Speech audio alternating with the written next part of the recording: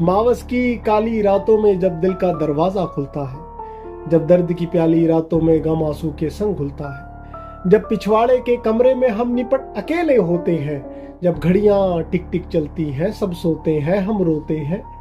जब बार बार दोहराने पर सारी यादें चुभ जाती हैं, जब ऊंच नीच समझाने में माथे की नस दुख जाती है, तब एक पगली लड़की के बिन जीना भारी लगता है और उस पगली लड़की के बिन मरना भी गद्दारी लगता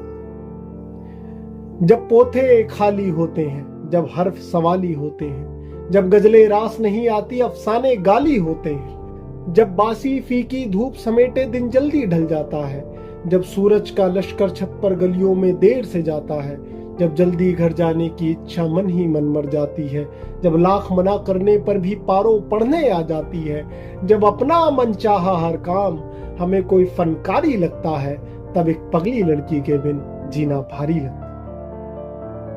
जब कमरे में सन्नाटे की आवाज सुनाई देती है, दर्पण में आंखों के नीचे झाई दिखाई देती है, जब बड़की भाभी कहती हैं कुछ सपनों का भी ध्यान करो, क्या लिखते हो लल्ला दिन भर, कुछ सपनों का सम्मान करो,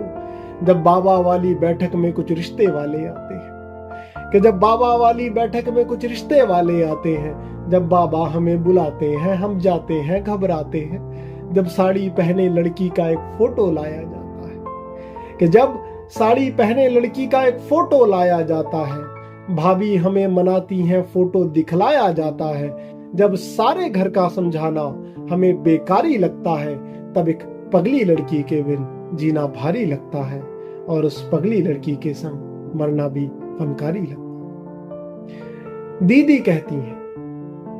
दीदी कहती हैं उस पगली लड़की की कुछ औकात नहीं, उसके दिल में भैया तेरे जैसे प्यारे जज्बात नहीं, वो पगली लड़की मेरी खातिर 9 दिन भूखी रहती है,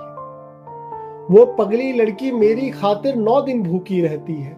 चुप चुप सारे व्रत करती है पर मुझसे कभी ना कहती है, वो पगली लड़की कहती है मैं प्यार तुम्ही से करती हूं, पर मैं हूं मजबूर बहुत अम्मा बाबा से डरती हूं। उस पगली लड़की का खुद पर कुछ भी अधिकार नहीं क्या बाबा,